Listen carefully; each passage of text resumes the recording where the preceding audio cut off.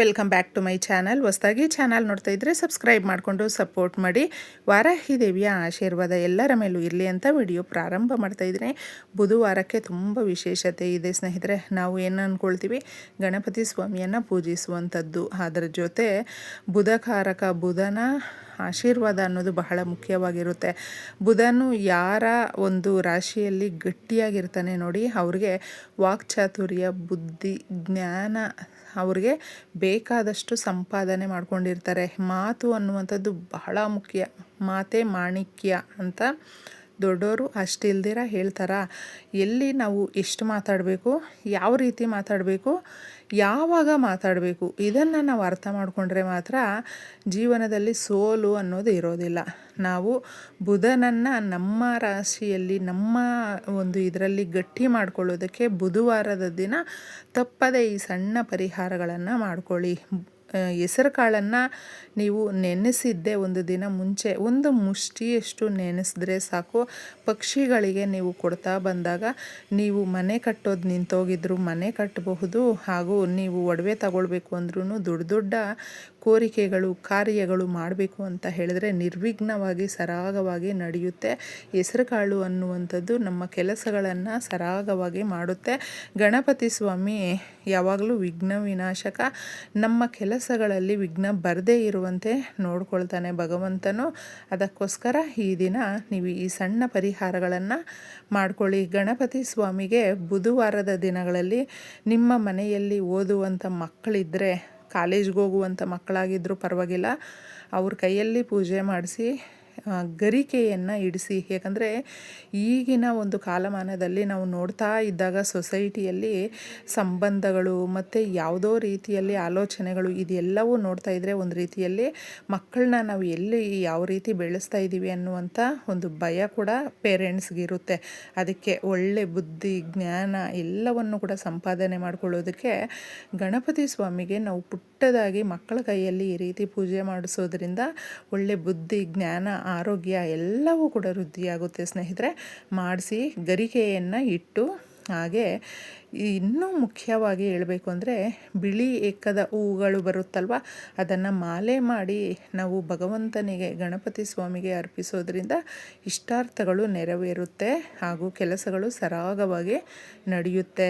ಇನ್ನು ಈ ಪರಿಹಾರವನ್ನು ಬಂದು ನೀವು ತುಳಸಿ ಗಿಡದ ಹತ್ತಿರ ಮಾಡಿಕೊಳ್ಳುವಂಥದ್ದು. ತುಳಸಿ ಗಿಡ ಅನ್ನುವಂಥದ್ದು ಶ್ರೀ ಮಹಾಲಕ್ಷ್ಮಿ, ನಮ್ಮ ಮನೆಗೆ ಕಷ್ಟಗಳು ಬರದೇ ಇರುವಂತೆ ಕಾಪಾಡುವಂಥದ್ದು. ನೆಗೆಟಿವ್ ಎನರ್ಜಿಯನ್ನು ಹೊರಗಡೆಯಿಂದ ಏನಾದರೂ ಮನೆ ಒಳಗಡೆ ಬರಬೇಕು ಅಂತ ಅದು ಕಾದುಕೊಂಡಿದ್ರು ಕೂಡ ಅದನ್ನು ಅಲ್ಲೇ ತಡೆದು ನಿಲ್ಲಿಸುವಂಥ ಶಕ್ತಿ ತುಳಸಿ ಗಿಡಕ್ಕೆ ಇರೋದರಿಂದ ತುಳಸಿ ಗಿಡವನ್ನು ನಾವು ಯಾವಾಗಲೂ ಕೂಡ ನಮ್ಮ ತಾಯಿಯ ರೀತಿಯಲ್ಲಿ ನಮ್ಮ ಸಮಸ್ಯೆಗಳಾಗಿರಬಹುದು, ನಮ್ಮ ಸಂತೋಷ ಆಗಿರಬಹುದು, ಏನೇ ಆಗಿದ್ರೂ ಕೂಡ ಕುತ್ಕೊಂಡು ಒಂದು 2 ನಿಮಿಷ ನಾವು ತುಳಸಿ ಗಿಡದ ಹತ್ರ ಮಾತಾಡಿದಾಗ ಆಲಿಸುತ್ತೆ ಸ್ನೇಹಿತರೆ. ಅದಕ್ಕೆ ತುಳಸಿ ಗಿಡಕ್ಕೆ ಯಾವಾಗಲೂ ಅಷ್ಟೇ ನಾವು ಬೆಳಗ್ಗೆ ಟೈಮು ಪೂಜೆ ಮಾಡಿ ಹೋಗೋದಕ್ಕಾಗೋದಿಲ್ಲ, ಡ್ಯೂಟಿಗೆ ಹೋಗ್ತಾ ಇರ್ತೀವಿ, ನಾವು ಹಿಂಗೆ ಇನ್ಕಂಪ್ಲೀಟು ಅಂತ ಒಂಥರ ಬೇಸರ ಆಗ್ತಾ ಇರುತ್ತೆ ಎಷ್ಟೋ ಜನಕ್ಕೆ.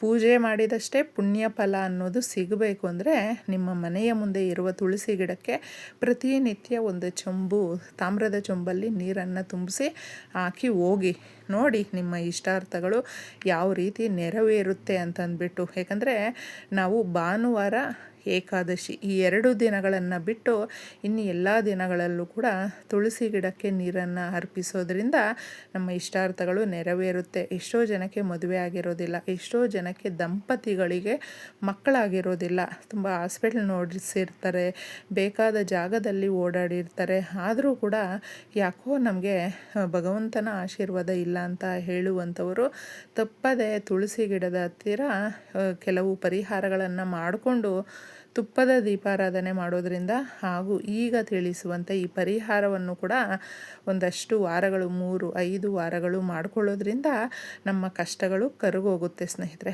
ಬೆಟ್ಟದಂಗೆ ಇದೆ ಕಷ್ಟಗಳು ಅಂತ ಹೇಳಿದ್ರೆ ಕರ್ಪೂರದಂಗೆ ಕರಗೋಗುತ್ತೆ. ಯಾಕಂದರೆ ನಾವು ನೋಡುವಂಥ ದೃಷ್ಟಿಕೋನದಲ್ಲೇ ನಮ್ಮ ಸಮಸ್ಯೆಗಳು ಇರುತ್ತೆ ಅಂತ ಹೇಳ್ತೀನಿ. ಭಗವಂತನ ಆಶೀರ್ವಾದ ಇದ್ದಾಗ ಯಾವುದೇ ರೀತಿಯ ಕಷ್ಟಗಳು ಬಂದರೂ ಕೂಡ ಅದು ಕಷ್ಟ ಅಂತಲೇ ಅನ್ನಿಸ್ಕೊಳ್ಳೋದಿಲ್ಲ. ಈ ಪರಿಹಾರವನ್ನು ನಂಬಿಕೆಯಿಂದ ನೀವು ಮಾಡ್ಕೊಳ್ಳಿ. ತುಳಸಿ ಗಿಡದ ಹತ್ತಿರ ಶುದ್ಧವಾದಂಥ ಗಾಳಿ ಅನ್ನುವಂಥದ್ದು ಸಿಗುತ್ತೆ. ಅದಕ್ಕೆ ಪ್ರತಿಯೊಬ್ಬರು ಕೂಡ ತುಳಸಿ ಗಿಡವನ್ನು ಮನೆಯ ಮುಂದೆ ನೀವು ನೆಟ್ಕೊಳ್ಳಿ. ಹಾಗೂ ಆರೋಗ್ಯವರ್ಧಕವಾಗಿ ನಮಗೆ ತುಂಬ ಲಾಭದಾಯಕವಾಗಿರುವಂಥದ್ದು ಪ್ರಯೋಜನಗಳು ಇದರಲ್ಲಿ ಯಥೇಚ್ಛವಾಗಿ ಸಿಗೋದ್ರಿಂದ ನಾವು ತುಳಸಿ ಗಿಡವನ್ನು ನೆಟ್ಕೊಳ್ಬೇಕು. ಹಾಗೂ ಇದರಲ್ಲಿ ಸಿಗುವಂಥ ಗಾಳಿ ಇರುತ್ತೆ ನೋಡಿ, ನಮ್ಮ ಆಲೋಚನೆಗಳು, ನಮ್ಮ ಆರೋಗ್ಯ ಇನ್ನಷ್ಟು ಉತ್ತಮವಾಗುವಂತೆ ಮಾಡುತ್ತೆ.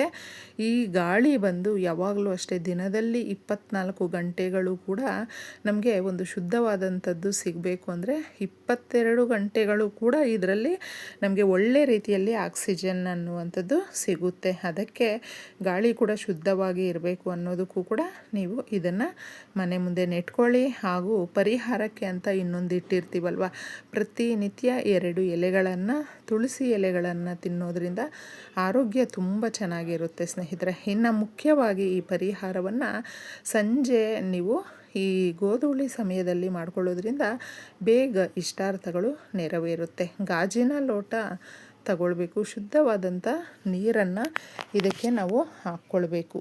ಅದರ ಜೊತೆ ಬುಧವಾರ ನಮಗೆ ಅಷ್ಟಮಿ ಕೂಡ ಇರೋದ್ರಿಂದ ಈ ಕುಂಕುಮದ ಪರಿಹಾರವನ್ನು ಮಾಡ್ಕೊಳ್ಳಿ. ಗಾಜಿನ ಲೋಟಕ್ಕೆ ಶುದ್ಧವಾದಂಥ ನೀರನ್ನು ಹಾಕಿ ಸ್ವಲ್ಪ 1 ಸ್ಪೂನಷ್ಟು ಕುಂಕುಮ ಹಾಕಬೇಕು. ಕುಂಕುಮ ದುರ್ಗಾದೇವಿಗೆ ಇಷ್ಟವಾಗುವಂಥದ್ದು, ಲಕ್ಷ್ಮೀದೇವಿಗೆ ಇಷ್ಟವಾಗುವಂಥದ್ದು. ಸ್ವಲ್ಪ ಧನಿಯವನ್ನು ಪುಡಿ ಮಾಡಿ ಇದರಲ್ಲಿ ಹಾಕಬೇಕು. ಇನ್ನು ಸ್ವಲ್ಪ ಸಾಸಿವೆಯನ್ನು ಹಾಕಬೇಕು. ಸಾಸಿವೆ ಅನ್ನುವಂಥದ್ದು ಎಷ್ಟೇ ನರದೃಷ್ಟಿ ಇದ್ದರೂ ಕೂಡ, ಕಣ್ಣು ದೃಷ್ಟಿಗಳು ಬಿದ್ದಿದ್ರೂ ಅದನ್ನು ರಿವರ್ಸ್ ಹೊಡೆಯುವಂಥ ಕೆಲಸ ಇದು ಮಾಡುತ್ತೆ. ಅದಕ್ಕೋಸ್ಕರ ಇದನ್ನು ಹಾಕ್ಕೊಳ್ಬೇಕು. ಹಾಗೆ ನಾವು ಕರ್ಪೂರದ ಪುಡಿಯನ್ನು ಸ್ವಲ್ಪ ಹಾಕ್ಕೊಳ್ಬೇಕು. ಕರ್ಪೂರ ಅನ್ನುವಂಥದ್ದು ಕಷ್ಟಗಳನ್ನು ಕರಗಿಸುತ್ತೆ ಸ್ನೇಹಿತರೆ. ಯಾಕಂದರೆ ಎಷ್ಟೋ ದುಗುಡ ದುಮ್ಮಾನ, ನಮ್ಮ ಮನಸ್ಸಲ್ಲಿ ಬಾಧೆ, ಕಣ್ಣೀರು ಎಷ್ಟೋ ಇರುತ್ತೆ. ಆಗ ಕರ್ಪೂರ ಅನ್ನುವಂಥದ್ದು ಪರಿಹಾರಕ್ಕೆ ತಗೊಂಡಾಗ ಕರ್ಪೂರ ಎಷ್ಟು ಬೇಗ ಕರಗೋಗುತ್ತೆ ನೋಡಿ, ಅಷ್ಟು ಬೇಗ ಸಮಸ್ಯೆಗಳು ಕೂಡ ಕರಗೋಗುತ್ತೆ. ಅದಕ್ಕೆ ಇಷ್ಟನ್ನು ನಾವು ಮಿಕ್ಸ್ ಮಾಡಿ ಚೆನ್ನಾಗಿ ಇದನ್ನು ತುಳಸಿ ಗಿಡದ ಹತ್ರ ತಗೊಂಡೋಗಿದ್ದೆ ಸ್ವಲ್ಪನೇ ಹಾಕಬೇಕು. ಇದನ್ನೆಲ್ಲವೂ ಕೂಡ ಜಾಸ್ತಿ ಬಳಸೋದಕ್ಕೆ ಹೋಗ್ಬಿಟ್ಟು ಸ್ವಲ್ಪ ಹಾಕಿ ನಾವು ಪ್ರೋಕ್ಷಣೆ ಮಾಡ್ತಾ ನಮ್ಮ ಮನೆಯಲ್ಲಿ ಇರುವಂಥ ದರಿದ್ರವನ್ನು ದೂರ ಮಾಡು, ನಮ್ಮ ಮನೆಯಲ್ಲಿ ಇರುವಂಥ ಕಷ್ಟ ಕಣ್ಣೀರನ್ನು ದೂರ ಮಾಡು ತಾಯಿ, ನಮಗೆ ಎಲ್ಲ ರೀತಿಯಲ್ಲೂ ಕೂಡ ಒಳ್ಳೆಯದಾಗುವಂತೆ ನೀನು ಆಶೀರ್ವಾದ ಮಾಡು ಅಂತಂದ್ಬಿಟ್ಟು ಕೇಳ್ಕೊಳ್ಬೇಕು ಸ್ನೇಹಿತರೆ. ಹಣಕಾಸಿನ ಸಮಸ್ಯೆಗಳು ಜಾಸ್ತಿ ಇದೆ, ಅದನ್ನು ಕೂಡ ನೀಗಿಸಿ ನಮಗೆ ತುಂಬ ಉತ್ತಮವಾದಂಥ ಆದಾಯ ಚೆನ್ನಾಗಾಗುವಂತೆ ನೀನು ಪರಿಹಾರ ನೋಡಿಕೊಡು ಅಂತಂದ್ಬಿಟ್ಟು ನಾವು ಈ ಪರಿಹಾರವನ್ನು ಮಾಡಿ ನೀಟಾಗಿ ಇದ್ರ ಮೇಲೆ ಚೆಲ್ಲಬೇಕು. ಆಮೇಲೆ ನೋಡಿ ಎಷ್ಟು ಒಳ್ಳೆ ಬದಲಾವಣೆ ಅನ್ನೋದಾಗುತ್ತೆ. ಎಲ್ರಿಗೂ ಒಳ್ಳೆಯದಾಗಲಿ.